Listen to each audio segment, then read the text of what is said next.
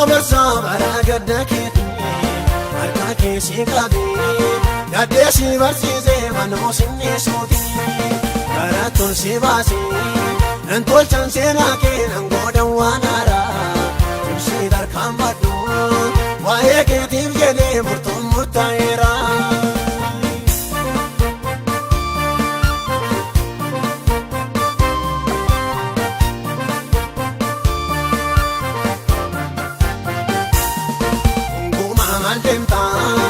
Akka ijoollee eessaa toonaan qabda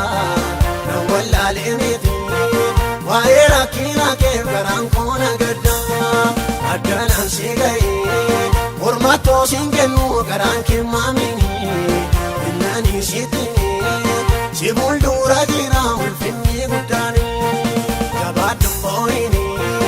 anoonan dabarsaa bara gadda keetti harka keessi qabee gaddeessi barsiisee manoo sinneessuuti karattuun si baasee nan tolchan seenaa kee nan goodan waan haaraa cimsii tarkaan badhu waa'ee keetiif jedhee murtoon murtaa'eera.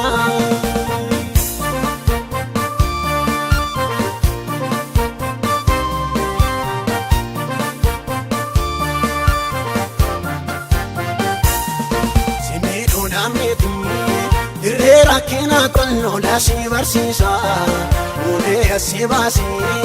rasaasa si godhee diina hiikkachiisa gurraan kan dhageesse mutuunni raawwatu ija kee ilaalta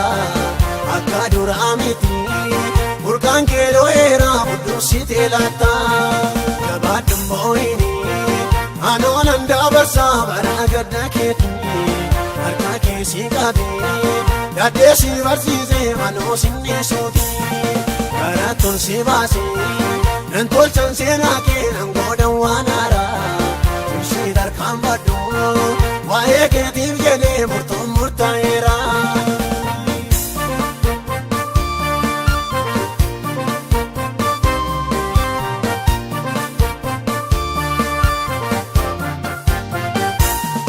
Ni beekaa garaan koo yaada keessatti gommeetoo hundumaan ni bamtee moggaatachi baatee himimmaan cobsitoo hundee ni jiraata golgaan dhumaa doosee si biraa ga'eera biraa falagaadhaan gara keetti yaa'u balbala baneera jabaadduun boo'ini anoonan dabarsaa bara gadda keetti harka keessi qabee gaddeessi barsiisee manoo sinneessuuti karattuun si baasee nan tolchan seenaa kee nan goodan waan haaraa cimsii tarkaan badhu waa'ee keetiif jedhee murtoon murtaa'eera.